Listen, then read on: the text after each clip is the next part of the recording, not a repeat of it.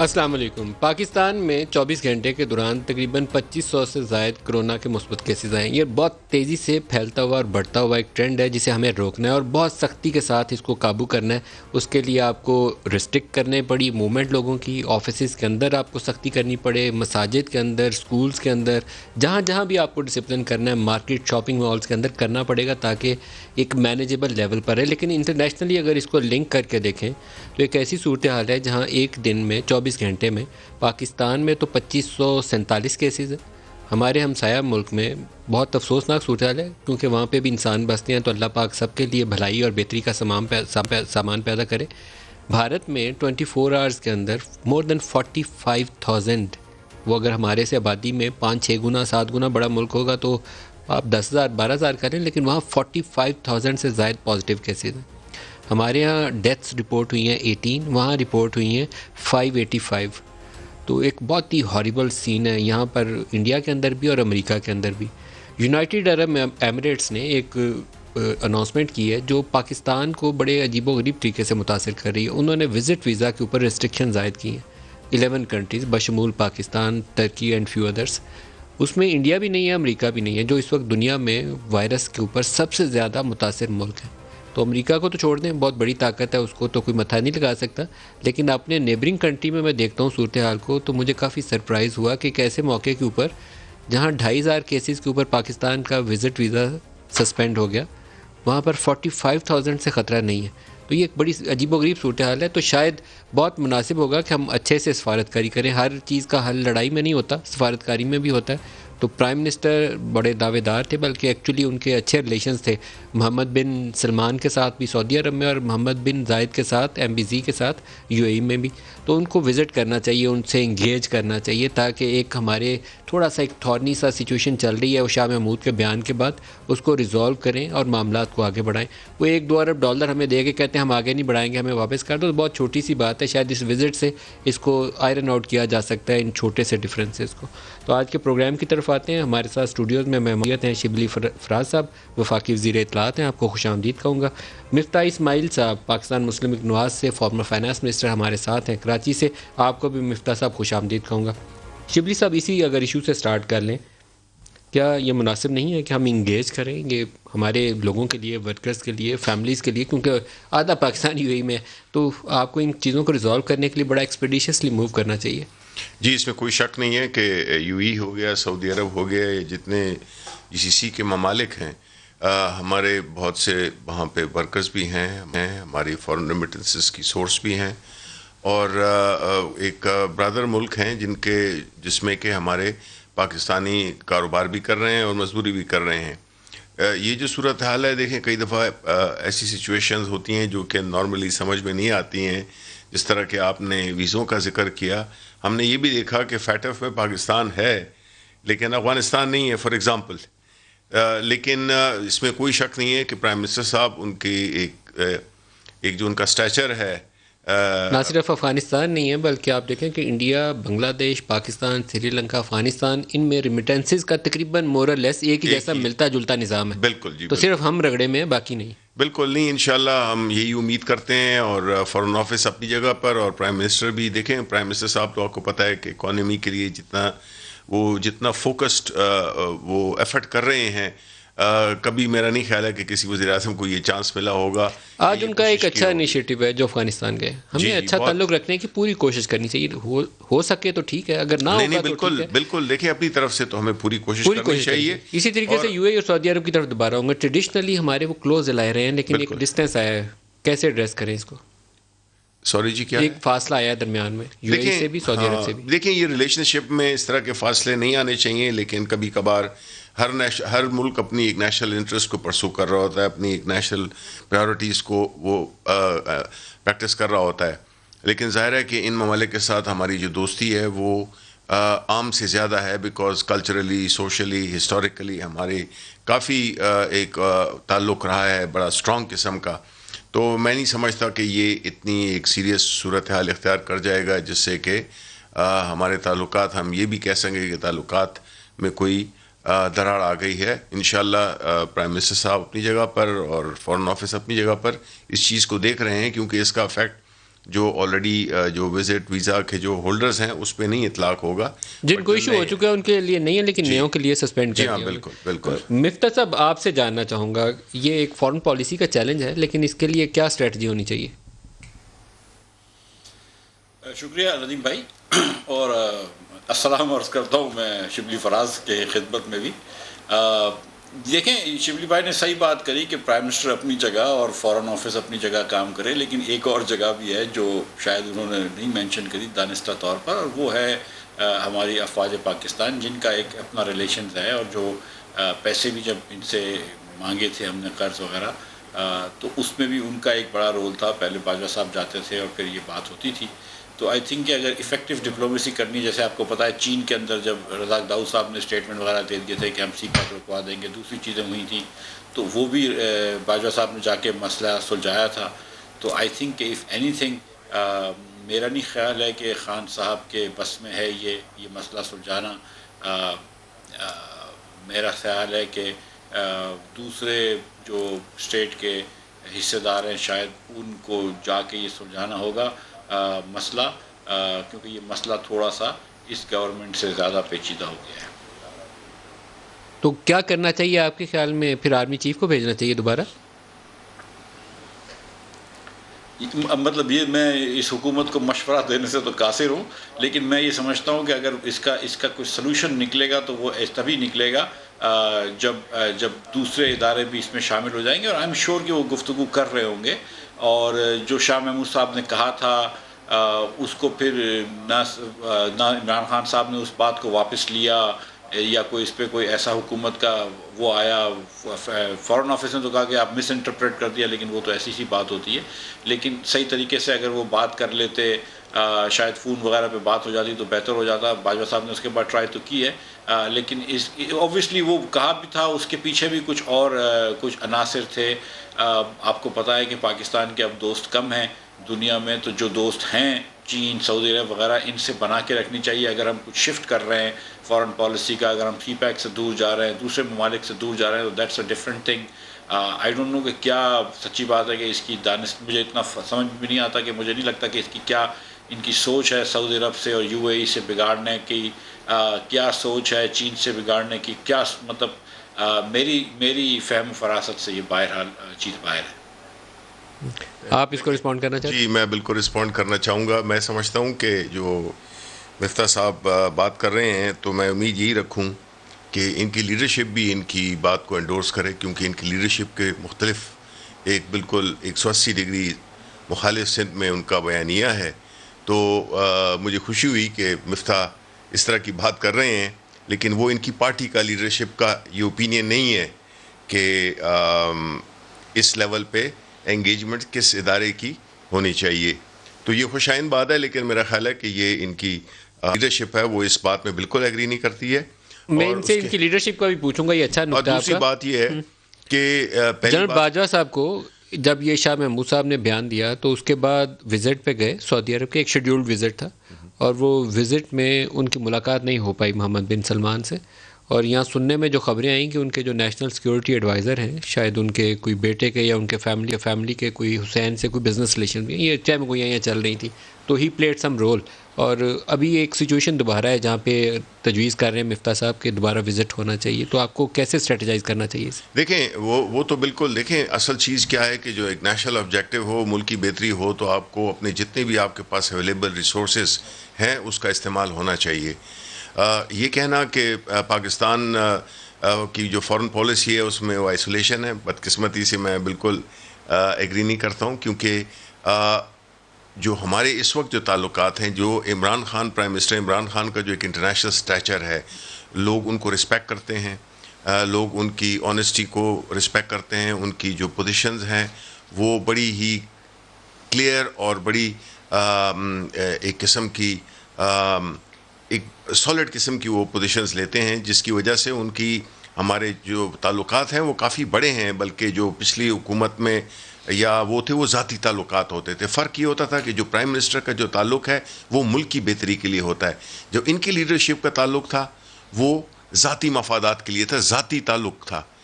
ملکوں کے ریلیشن شپ میں کوئی ذاتی تعلق اگر کسی سے بن جائے تو اچھی بات ہے، لیکن وہ تعلق جو ہے تو ملک کے لیے فائدہ مند ثابت ہونا چاہیے, وہ کسی شخص کے لیے فائدہ مند نہیں ہونا چاہیے. درست ہے. اب یہ مفتاح صاحب, یہ جو آپ کی لیڈرشپ کے حوالے سے سوال ہے, یہ میرے خیال میں بہت مناسب ہے کہ آپ اس کو ایڈریس کریں کہ یہ کیا آپ کی جماعت اس کو سپورٹ کرے گی کہ یہاں پہ بھی وہ ایشو تو نہیں آ جائے گا کہ ووٹ کو عزت دو یا اس طرح کی کوئی چیز, نعرہ تو نہیں سامنے آئے گا؟ سر دیکھیں, ووٹ کو عزت دو کا بیانیہ تو ہر پاکستانی کا بیانیہ ہونا چاہیے, میرا بھی, آپ کا بھی, شبلی فراز کا بھی. مطلب ہم یہ کیا بات کر رہے ہیں کہ ووٹ کو عزت نہ دو, جمہوریت کی بنیاد ہی ووٹ کو عزت دو ہے. لیکن جتنے بھی ادارے ہیں وہ اسٹیٹ کے ماتحت ہیں, فوج بھی اسٹیٹ کے ماتحت ہے, جو بیوروکریٹس ہوتے ہیں وہ بھی اسٹیٹ کے ماتحت ہوتے ہیں, سب اسٹیٹ سے تنخواہ لیتے ہیں. تو اگر اسٹیٹ کا کوئی کام ہے, اگر پاکستان کا ریلیشن سعودی عرب سے خراب ہے اور اگر باجوہ صاحب اس میں بہتری لا سکتے ہیں تو ان کو بھیجنے کے اندر کیا اس میں قباحت ہے؟ یہ کوئی ہمارا مطلب دیکھیں, جب ہم یہ کہتے ہیں, میں تو بڑا خوش ہوں, میں پہلے بھی کہہ چکا ہوں کہ بڑی اچھی بات ہے, اور کہ حکومت کے پیج پہ آرم فورسز ہیں, حکومت کے پیج پہ آرم فورسز کو ہونا چاہیے, پی ٹی آئی کے پیج پہ بہرحال نہیں ہونا چاہیے, وہ اور بات ہے. لیکن تو مطلب ہم اس میں کوئی بحث نہیں ہے کہ اسٹیٹ کے یہ ادارے ہیں, اور اگر اسٹیٹ کے ادارے اس ملک کے کام آگے بڑھا سکتے ہیں تو بالکل بڑھائیں اور جائیں, وہ بات کریں, اس میں کیا میرے خیال سے کبات ہے. اس سے ووٹ کو عزت دو. مفتاح صاحب, جو آرمی چیف کا پہلے وزٹ تھا, جب یہ ہمیں ریزروز وغیرہ کی مشکل صورتحال کا سامنا تھا, حکومت نے تاخیر کی آئی ایم ایف کے پاس جانے کے لیے, تو سعودی عرب, یو اے ای, چائنا اور قطر, ان سے ملا کے تقریباً $10 ارب کے لگ بھگ ہمیں پیسے مل گئے. تو دوبارہ ایسا وزٹ ایک شاید ضرورت ہے اس وقت, کیونکہ پرائیویٹائزیشن کے حوالے سے بھی کچھ پروجیکٹس رکھے گئے تھے جہاں قطر بھی انٹرسٹیڈ تھا, سعودیز انٹرسٹیڈ تھے, آئل ریفائنری لگانا چاہتے تھے, لیکن پھر وہ پیچھے ہٹ گئے سارے. تو ہمیں کچھ نہ کچھ کرنے کی ضرورت ہے کہ ہم یہ ٹربل شوٹ کر سکیں اس ریلیشن شپ کو. اور ندیم بھائی, آپ کو یاد ہے کہ جب میاں نواز شریف بھی جاتے تھے تو وہ اپنے ساتھ جنرل راحیل شریف کو بھی لے کے گئے ہیں کئی ممالک میں. تو مطلب مل کے کام کرنے میں خدا نخواستہ کیا بات ہے, یہ تو مطلب اس میں کوئی بات نہیں ہے. یہ بات آپ کی درست ہے کہ پرائیویٹائزیشن کا پروگرام اس کا حکومت کا آگے نہیں بڑھ سکا ہے, اور ان کو پیسوں کی ضرورت ہے, اور سعودی عرب نے, آپ نے جیسے بتایا, کچھ پیسے واپس بھی مانگ لیے ہیں, تو کچھ نہ کچھ اب کرنا پڑے گا. اور یہ شبلی بھائی کو میرے خیال سے تھوڑا سا مغالطہ ہے. میں شبلی بھائی معذرت کے ساتھ آپ کی گزارش کرتا ہوں آپ کو کہ خان صاحب کا کوئی اسٹیچر نہیں ہے انٹرنیشنلی, اور خان صاحب نے کوئی اچھا اسٹینڈ نہیں لیا. خان صاحب تو طالبان کو پتہ نہیں کوئی طالبان جو افغانستان میں لڑ رہے تھے ان کو تو جہاد کے لیول پہ لے کے آ گئے تھے. ان کے تو فورن پالیسی میں عجیب اسٹینڈ تھے. آپ کو یاد ہے کہ طالبان نے تو ان کو اپنا نمائندہ بنا دیا تھا. اسی طرح مطلب خان صاحب کی تو اس کے علاوہ تو فورن پالیسی کا کوئی اسٹینڈ نہیں پتہ تھی, ماں سوائے اس کے کہ لندن سے اوورسیز پاکستانی جنہوں نے اپنے کابینہ میں بہت رکھ لیے ہیں. اور کیا اسٹینڈ ہے فورن پالیسی کا؟ خان صاحب کا کیسے اسٹیچر ہو گیا؟ یس, کرکٹ پلینگ ورلڈ کے اندر وہ ایک مشہور تھے, اور ایک مطلب وہ ایک خوبصورت سیلیبریٹی ضرور تھے, لیکن جو گریویٹاس یا اسٹیچر ہوتا ہے, کوئی فلاسفی ہو, کوئی فورن پالیسی کی یا کوئی سوچ ہو, ویسی تو کبھی خان صاحب کے سامنے سے نظر نہیں آئی پاس سے ہمیں. شبلی صاحب, یہ تو انہوں نے آپ کو چھکا مارے, آپ کو جواب دینا چاہیے. نہیں, میں تو جواب دوں گا, بھرپور طریقے سے دوں گا. میں تو سمجھتا ہوں کہ مفتاح expected more from Miftah then what he has said. مجھے لگتا ہے کہ یہ کوئی ایسی بات انہوں نے کی ہے جو کہ میرا خیال ہے جو بھی آپ کے ناظرین ہیں پاکستان کے جو سن رہے ہیں وہ بھی ہنسے ہوں گے اس بات پہ کہ یہ کہہ رہے ہیں کہ نواز شریف کا اسٹیچر ہے. دیکھیں, ایک طرف ان کی لیڈرشپ آتی ہے جن کی پہ بی بی سی کی موویز بنتی ہیں کہ انہوں نے جو کیسی جائیدادیں بنائیں, پوری ان پہ ایک موویز بنتی ہیں, چاہے وہ پیپلز پارٹی ہو کہ جس میں ان پہ فلمیں بنتی ہوں, دنیا کو پتہ ہے. ویئرز عمران خان مسلم دنیا کا سب سے پاپولر, سب سے انفلوئنشل, جب وہ تقریر کرتا ہے یونائٹڈ نیشن میں تو تاریخ میں سب سے ہائیسٹ آڈینس اس کی ہوتی ہے. اسٹیچر نہیں ہے, عمران خان کا اسٹیچر نہیں ہے, تو پھر اس ملک میں کس کا اسٹیچر ہے؟ عمران خان کی وجہ سے تو پاکستان کا جو ایک مقام پیدا ہوا ہے, چاہے وہ امریکہ میں جائیں. آپ کو دیکھا ہوگا آپ نے کہ جو پرائم منسٹر جب امریکہ گئے تھے پریزیڈنٹ ٹرمپ سے ملے تھے, انگلینڈ میں جاتے ہیں جس سے بورس جانسن سے ملتے ہیں, کسی بھی اپنے عرب ممالک میں جاتے ہیں, افغانستان گئے ہیں, آج دنیا کے جس ملک میں بھی وہ جاتے ہیں ان کو بڑی عزت سے اور بڑی اس سے قدر سے ان کو دیکھا جاتا ہے. یہ تو ہماری ملک میں بڑے عرصے بعد, بلکہ میں کہوں گا بہت لمبے عرصے بعد ایک ایسا پرائم منسٹر آیا ہے جس کا نہ صرف انٹرنیشنل اسٹیٹس ہے بلکہ ایک انٹرنیشنل وہ ایڈوریشن بھی ہے, ایک بڑی قدر کی نگاہ سے دیکھا جاتا ہے, کیونکہ انہوں نے جو پوزیشنز لی ہیں, انہوں نے جو اسلاموفوبیا پہ جو پوزیشنز لی ہیں, انہوں نے جو کشمیر پہ پوزیشن لی ہے, انہوں نے ہر طرح کے ایک ایسے ایشوز پہ, اور یہ جو G20 کے ممالک اور کو کہا تھا کہ جو غریب ملکوں کے لیے جو قرضے میں ریلیف ہونی چاہیے وہ ساری باتیں اس میں ہوئی ہیں انٹرنیشنل فورمز پہ. پرائم منسٹر کا ایک سیلیبریٹی کا سٹیٹس ہے, وہ جیسے ملیشین پرائم منسٹر کی جو اہلیاں تھیں انہوں نے بڑے ہی انہیں عزت احترام کے ساتھ کہا کہ میں آئی ہولڈ یور ہینڈ, تو وہ بالکل ایک ہے ان کے پاس. لیکن جو میرے خیال میں پوائنٹ وہ ریز کر رہے ہیں کہ ان کی طالبان کے اوپر پالیسی اور دیکھیں طالبان کی پالیسی کیا تھی, ان کی پالیسی تو ہمیشہ سچ ثابت ہوئی. طالبان کے بارے میں کیا کہتے تھے خان صاحب, وہ یہی کہتے تھے کہ نیگوسیشنز کے ذریعے ہوگا. ہوا کیا کہ وہی نیگوسیشنز کے تھرو آخر میں امریکہ جیسا ملک بھی اس سے مجبور ہوا کہ نیگوسیشنز طالبان کے ساتھ کی کہ نہیں کی.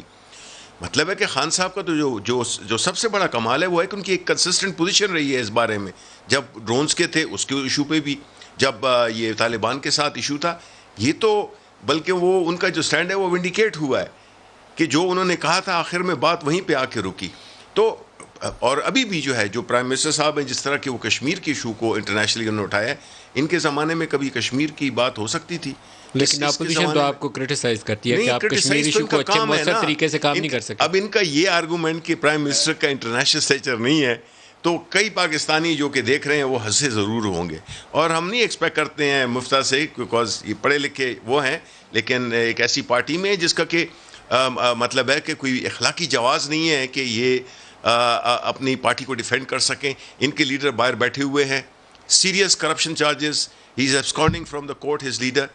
وہ بات کرتے ہیں کہ جی کل بھی ان کی جو صاحبزادی ہیں انہوں نے تقریر جو کی تھی مانسیرا میں, وہ کیا تھی, وہ کس کو اٹیک کرتی ہیں. یہ کہتے ہیں کہ جی وہ ملک کے لیے جائیں, آپ ان کے پاؤں کھینچ رہے ہیں, اور دوسری طرف آپ کی جو لیڈر ہیں وہ ان کے پاؤں کھینچ رہے ہیں, وہ ان کو ڈسکریڈٹ کر رہے ہیں, وہ ان کے ادارے میں ایک تقسیم پیدا کر رہے ہیں. آپ کہہ رہے ہیں کہ جی وہ جائیں, یہ تو اچھی بات ہے. مطلب ہے جو مفتہ کر رہے ہیں میں اس سے ایگری کرتا ہوں as far as general Bajwa کا, یا کسی بھی جس کا کہ تعلق ہو جو کہ ملک کے لیے کچھ کر سکتا ہے.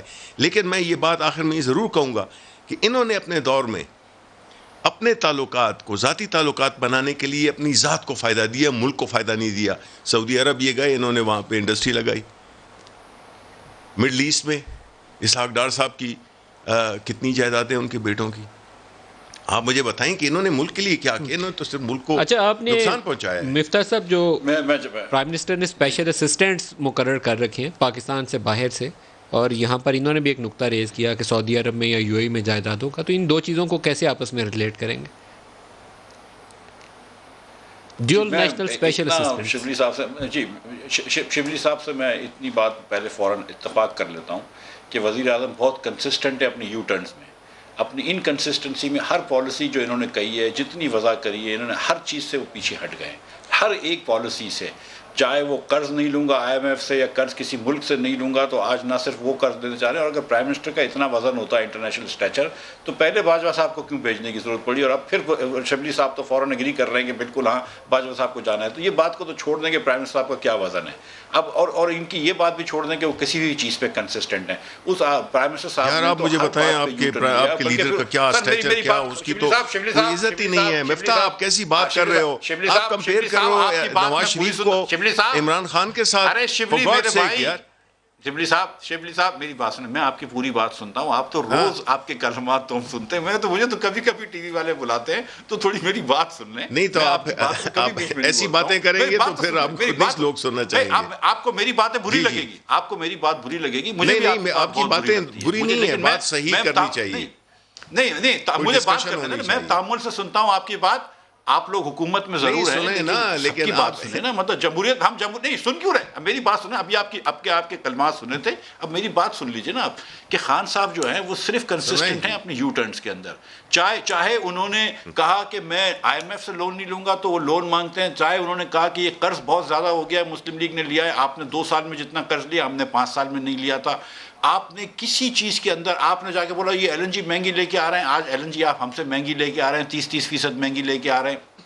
آپ نے کہا فورن نیشنلز کو حکومت میں وزیر نہیں ہونا چاہیے, آپ نے وزیر رکھ لیے. آپ نے کہا وزیروں کی فوج نہیں ہونی چاہیے, آپ نے 52 وزیر رکھ لیے. آپ نے آپ نے کہا بہترین ٹیم بناؤں گا, اب آپ عثمان بزدار کو لے کے آ رہے ہیں. آپ کرپشن کے خلاف تھے, اب آپ عثمان بزدار کی کرپشن جسٹیفائی کر رہے ہیں کہ وہ پسماندہ علاقے سے ہے, ساؤتھ پنجاب سے ہے, کوئی بات نہیں, وہ نوکریاں بانٹے تو کوئی بات نہیں. یوسف رضا گیلانی بھی بیچارہ ساؤتھ پنجاب سے تھا, 3 سال جیل میں رہا تھا کہ پی آئی اے میں اس نے سفارش کری تھی نوکری کی, آپ نے اس کو بھی جسٹیفائی کر دیا. آپ نے چینی مہنگی کری, بولا میں NRO نہیں دوں گا, جہانگیر ترین کو جانے دیا, پھر آنے دیا. تو خان صاحب کہاں کنسسٹنٹ ہے؟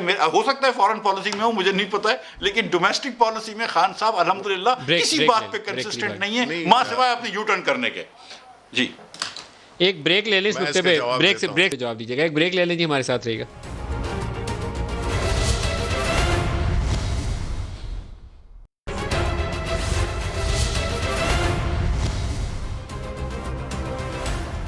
Welcome back. شبلی صاحب, پرائم منسٹر پچھلے چند روز سے یا ہفتوں سے پاکستان کے ریزروز اور اکنامک سچویشن کے اوپر ایک فیل گڈ فیکٹر کریٹ کرنے کی کوشش کرتے ہیں. وہ بتاتے ہیں کہ ہماری ایکسپورٹس بڑھ گئیں, ریمیٹنسز زیادہ آ گئیں, لیکن اپوزیشن کے تحفظات ہیں, وہ کہتے ہیں مہنگائی اتنی ہے, بے روزگاری اتنی بڑھ گئی ہے, اور یہ جو کلیم یہ کر رہے ہیں یہ درست نہیں. آپ اس کو کیسے ڈیفینڈ؟ دیکھیں, اس سے پہلے کہ میں اس کا جواب دوں, میں جو مفتاح اسماعیل صاحب نے بات کی ہے میں اس کا جواب دینا چاہوں گا.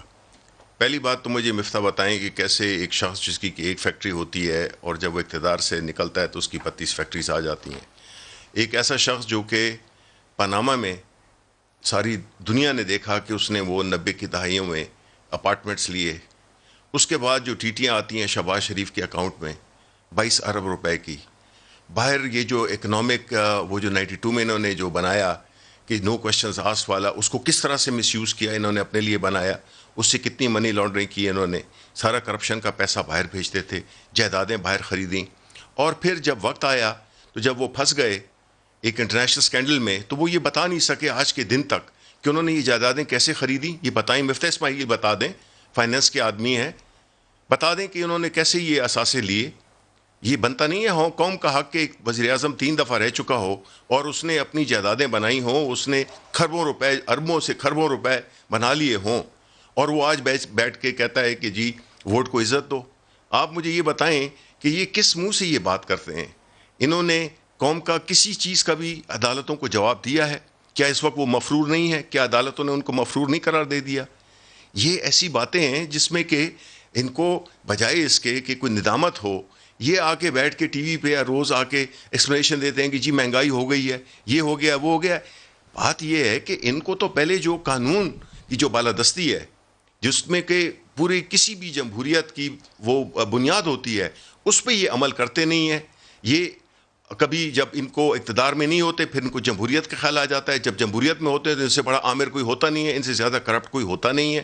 تو یہ تو نہیں ہے کہ یہ ان کی کوئی ذاتی کوئی ملکیت ہے پاکستان, یہ تو پاکستان کے عوام کے لوگوں کا ملک ہے, اور اس کے لیے جوابات دینے ہوں گے. میں اور آپ اگر آپ جواب دیں گے, ہم سے پوچھا جائے گا, اگر نیب پوچھے گا 9A کے تحت کہ جی آپ بتائیں کہ آپ کی یہ سورسز کیسے ہیں, کیسے آپ نے خریدے, آپ کہیں کہ جی وہ پولیٹیکل وکٹمائزیشن ہو رہی ہے, پھر کس بہانے ہیلے سے آپ بھاگ جاتے ہیں, اور پھر جو ہے تو آپ ایک ایسا نیریٹو لے کے شروع ہو جاتے ہیں جس میں کہ آپ کی اپنی پارٹی میں کوئی وہ نہیں ہے, اس کی کوئی اونرشپ نہیں ہے. یہ خود کہہ رہے تھے کہ جی اپنا آرمی چیف ان کو جانا چاہیے, بالکل جانا چاہیے. تو یہ ایسی باتیں ہیں کہ جو نہیں, مفتاح صاحب جو ہے نا, میں ان سے آپ بات کر لیں. میں یہ بتانا چاہتا ہوں کہ یہ جو باتیں کر رہے ہیں یہ بالکل ایک کھلا مذاق ہے اس قوم کے ساتھ, کہ ان کی لیڈرشپ نے جتنی کرپشن کی ہے, جس میں ڈی انڈسٹریلائز, اگر میں مفتاح سمجھیں گے ان باتوں کو, ان کے زمانے میں آرٹیفیشلی روپے کو اوپر نہیں رکھا گیا تھا, جو انہوں نے آ کے ڈیویلیو کیا جب یہ کچھ عرصے کے لیے فائنانس منسٹر تھے.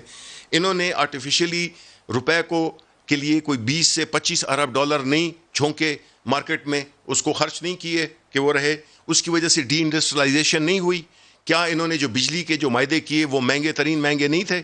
کیا انہوں نے جو بھی ہمارے ملک میں جو ایکسپورٹس کو 1 پیسہ بھی یہ بڑھا سکیں, 1 ڈالر بھی یہ بڑھا سکیں؟ نہیں بڑھا سکے. 5 سالوں میں انہوں نے ایکسپورٹ بالکل نہیں بڑھا سکے, اور انہوں نے ڈی انڈسٹریلائزیشن. مفتاح صاحب سے بھی جواب لینا, کافی لمبی بات ہوگی. مفتاح صاحب اب آپ بتائیے, حکومت کا تو دعویٰ یہ ہے کہ ہمارے ریزروز بھی بڑھ رہے ہیں, ریمیٹنسز بھی آ رہی ہیں, اور ایکسپورٹس بھی اوپر گئی ہیں ماشاءاللہ. یہاں پر وہ کہہ رہے ہیں شبلی صاحب کہ آپ کے دور میں کچھ ہوا نہیں. اب آپ بتائیے.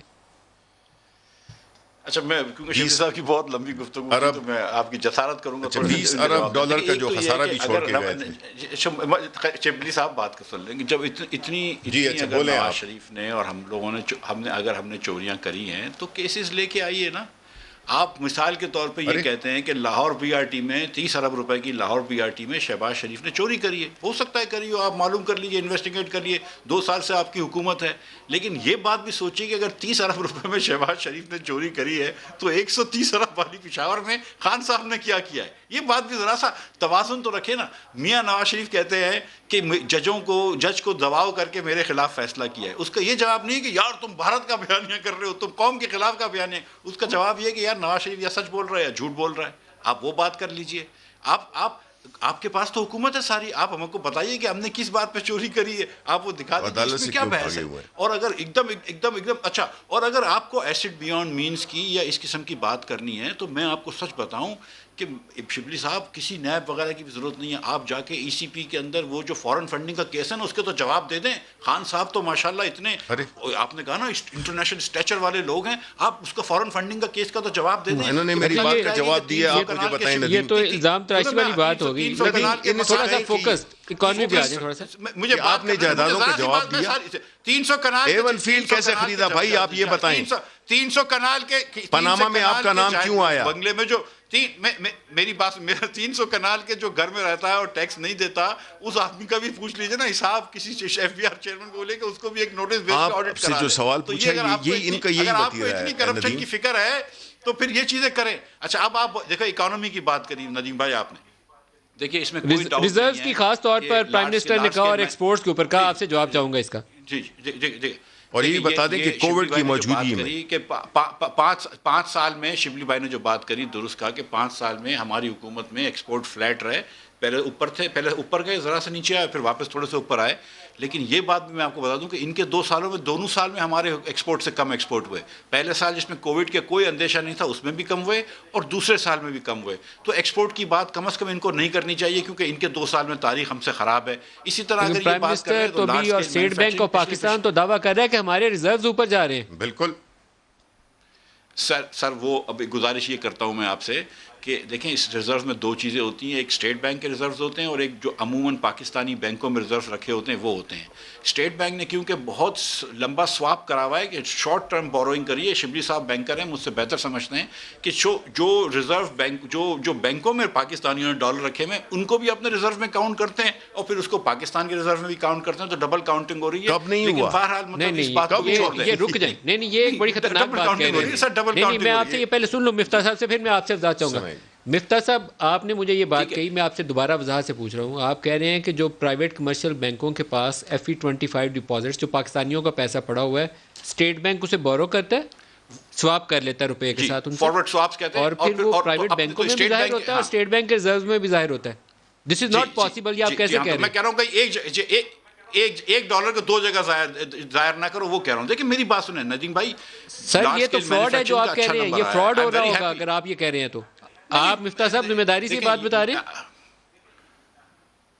سر میں فراڈ نہیں کہہ رہا ہوں, لیکن یہ بالکل ذمہ داری سے بات بتا رہا ہوں. بالکل میں جو کہہ رہا ہوں وہی ہے کہ جو آپ پاکستان کے ریزرو گنتے ہیں اس کے اندر یہ ڈبل کاؤنٹنگ کر رہے ہیں. اسٹیٹ بینک میں بھی وہی ڈالر گن رہے ہیں, اور عام کمرشل بینک میں بھی وہی ڈالر گن رہے ہیں. اس میں تو کوئی بحث نہیں. ارے خدا کا نام لیں سر, اگر یہ بات ہو تو ریزروز وہ اٹھا کر کے ایک دم سے نیچے $6 ارب آ جائیں گے. آپ نے جو بات بتائی, لیکن دیکھیں میں ایک اچھی بات کرنا چاہ رہا ہوں. دیکھیں اس میں کوئی ڈاؤٹ نہیں ہے کہ لارج اسکیل مینوفیکچرنگ اچھا نمبر آیا ہے. یہ کوارٹر میں بھی ہم 4% لاسٹ ایئر سے گئے, اور منتھ ٹو منتھ بھی 7% انکریز ہوئی ہے. بچ I am very happy as a Pakistani کہ لارج اسکیل مینوفیکچرنگ چلی ہے. لیکن آپ یہ بھی دیکھیں کہ کتنا نیچے جا چکی تھی. اس میں بھی کوئی ڈاؤٹ نہیں ہے کہ ہمارا, میں اس کی طرف آپ کی طرف آتا ہوں. میں اصل ٹاپکس وہ جو آپ نے بات اتنی خطرناک کی اس سے ڈسٹریکٹ ہو جاؤں گا. اس بات کا جواب دیں. نہیں شبلی صاحب, پہلے آپ مجھے یہ ریزروز والا جو نمبر یہ بول رہے ہیں یہ بہت خطرناک بات ہے. میں ابھی بریک میں بھی جاؤں گا, لیکن اگر آپ اپنے اسٹیٹ بینک آف پاکستان سے بولیں کہ اس کی وضاحت جاری کریے, بہت خطرناک بات کر رہے ہیں. نہیں دیکھیں, میں آپ کو بتاتا ہوں جو ہمارے ریزروز ہوتے ہیں اس میں ہمیشہ یہ ہے کہ اس میں کوئی شک نہیں ہے کہ ایک ہوتا ہے وہ جو پرائیویٹ لوگوں کے بینک کمرشل بینکس کے, نہیں ڈبل اکاؤنٹنگ نہیں ہوتی ہے. جو کمرشل بینک سے یہ کہ جو وہ علیحدہ کلاسیفائی ہوتے ہیں اسٹیٹ بینک, ابھی اسٹیٹ بینک کمرشل بینکس کے 7.2-7.3 بلین ہے. ابھی انہوں نے کیا ہوا ہے, سواپ کیا ہوا ہے. ڈالر ہمیں $2 آپ لے لو, لیکن وہ ایک جگہ کاؤنٹ ہو سکتا ہے, 2 جگہ کاؤنٹ نہیں ہو سکتا. وہ کہہ رہے ہیں 2 جگہ کاؤنٹ. نہیں جی, دیکھیں پاکستانی کرنسی آپ کی اپنی کرنسی ہے. جہاں تک کہ ڈالر ڈپازٹس مینس کہ جو اویلیبل جو آپ نے پرائیویٹ بینک میں, جو پرائیویٹ لوگوں نے کمرشل بینک میں جو ڈپازٹس رکھے ہوتے ہیں وہ ایک ہوتے ہیں, اور جو اپنے جو اسٹیٹ بینک کے اپنے ریزروز ہوتے ہیں وہ علیحدہ. سر میں ایک بریک دونوں لیتا کو ہوں, کمبائن کر کے اور آپ کے جو ہے تو ریزروز ڈٹرمن ہوتے ہیں. سر میں ایک بریک لیتا ہوں, آپ کوشش کریں ٹاٹ ہے, لیکن اگر اسٹیٹ بینک یا فائنانس منسٹری اس کو رپلائی کر سکے, کیونکہ یہ بڑی نیوز ہے, امپورٹنٹ اسٹیٹمنٹ ہے جو انہوں نے دی. ایک بریک لے لیں, ہمارے ساتھ رہیے گا.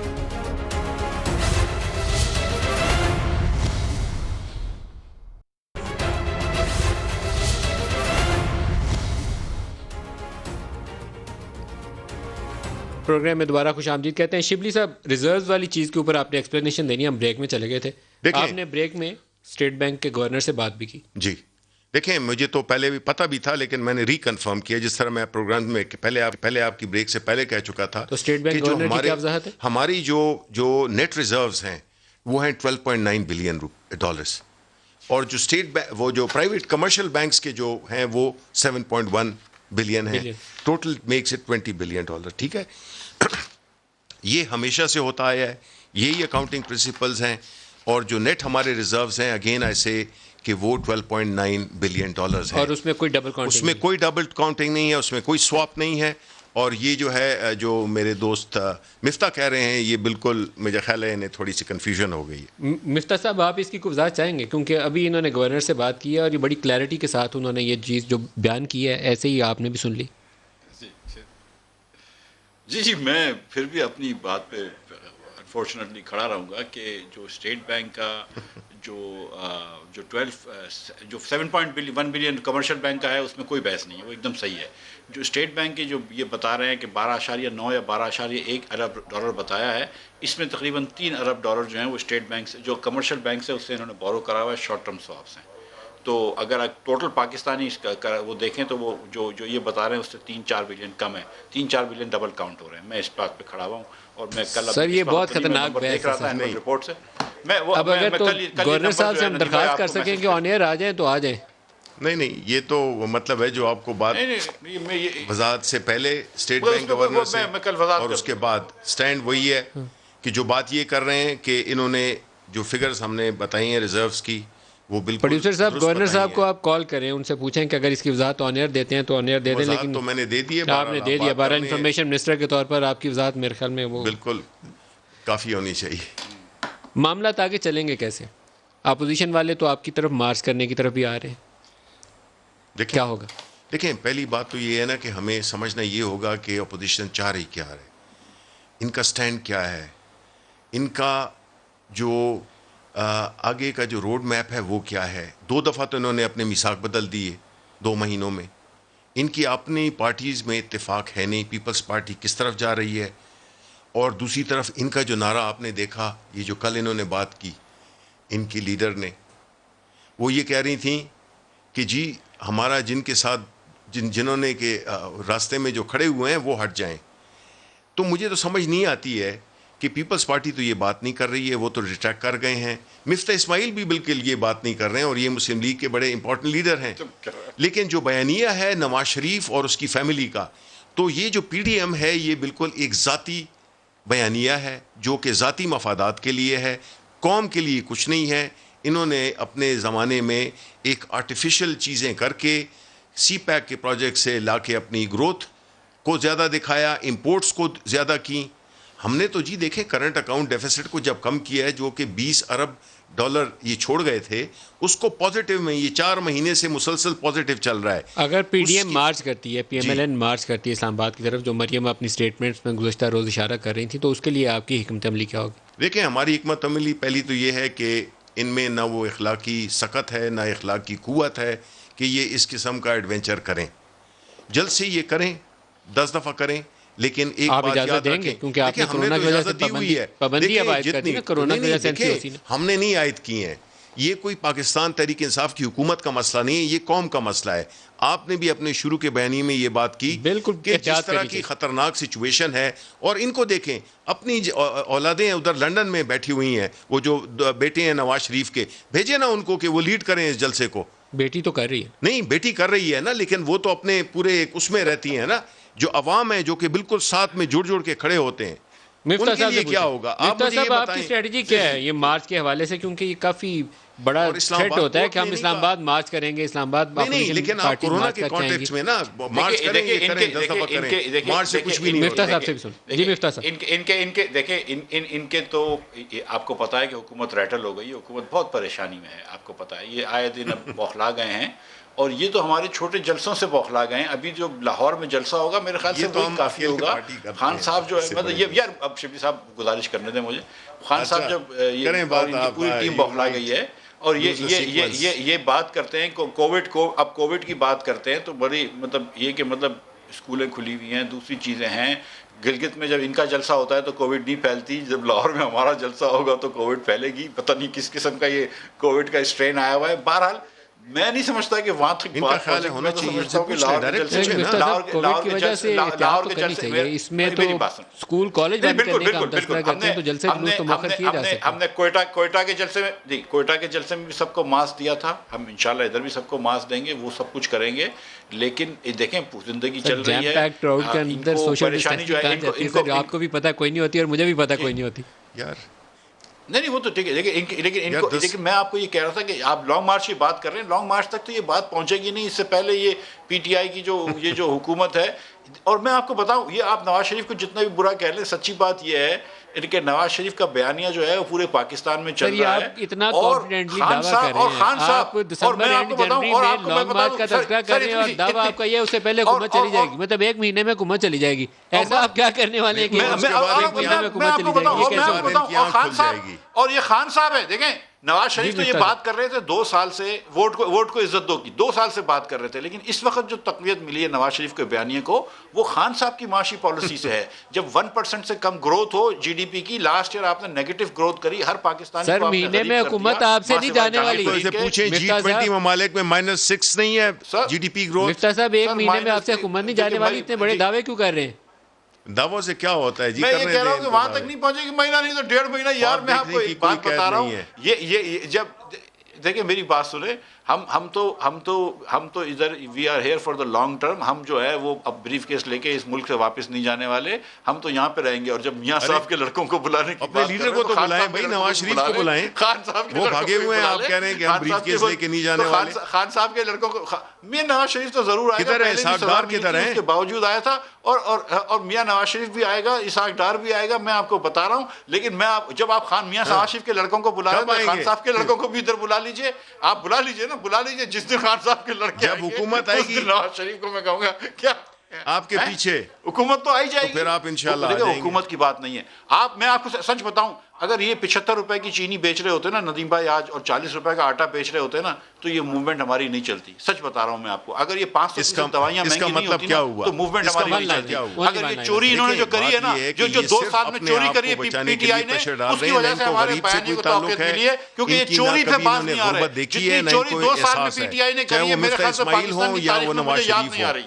یہ دیکھیں، یہ تو بنیادی طور پہ وہ سرمایہ دار لوگ ہیں جو کہ جن کا کہ غریب لوگوں کے لیے کوئی وہ نہیں ہے۔ ٹائم ختم ہو گیا۔ شبلی فراز صاحب، مفتاح صاحب، دونوں کا بہت شکریہ۔ آج کے لیے اتنا ہی، اجازت دیجیے، خدا حافظ۔